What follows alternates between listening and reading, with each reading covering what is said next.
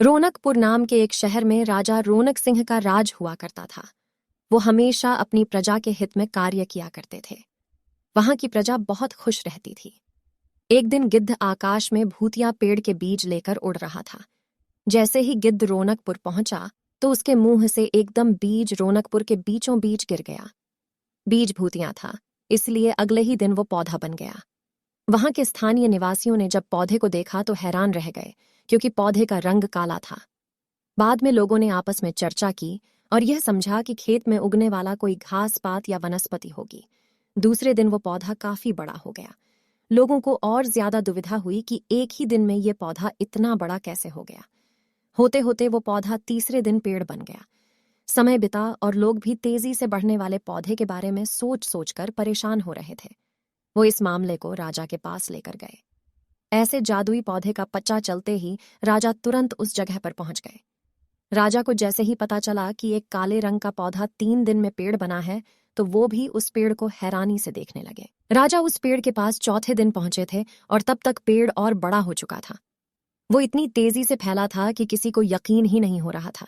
राजा समझ गए थे कि का रंग काला है, इसमें जरूर कुछ जादू टोना होगा। इसी सोच के साथ राजा ने घोषणा कर दी कि जो भी इस पेड़ को खत्म करेगा उसे वो इनाम के तौर पर 1000 सोने के सिक्के देंगे।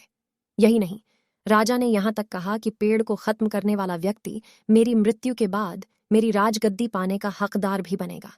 इतनी बड़ी घोषणा सुनने के बाद हर कोई पेड़ खत्म करने के लिए अपना दिमाग लगाने लगा। राजा के सारे चतुर मंत्रियों ने भी तरकीब लगाई, लेकिन पेड़ को कोई भी नष्ट नहीं कर पाया।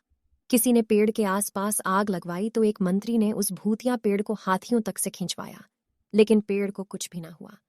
अब लोगों के मन में डर बैठ गया और उन्हें लगा कि पक्का यह ऐसा वैसा नहीं, बल्कि भूतिया पेड़ है।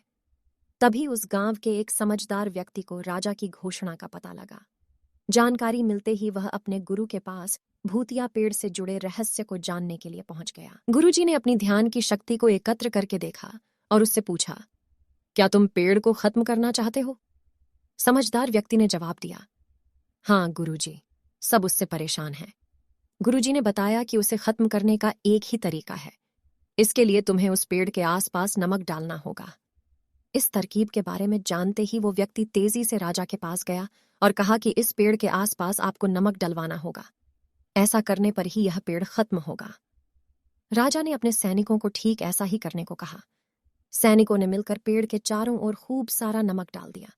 नमक डालने के एक दिन बाद ही पेड़ का आकार कुछ कम हुआ। होते होते 5वें दिन तक पेड़ एकदम छोटा हो गया। उसके बाद गलकर वो गायब ही हो गया। उस व्यक्ति की तरकीब काम कर गई और राजा ने खुश होकर उसे इनाम की 1000 सोने की मोहर पहले दी। उसके बाद एक पत्र दिया जिसमें लिखा था कि वो राजा के मरने के बाद उनकी गद्दी को संभालेगा। वो समझदार व्यक्ति खुश होकर अपने घर चला गया।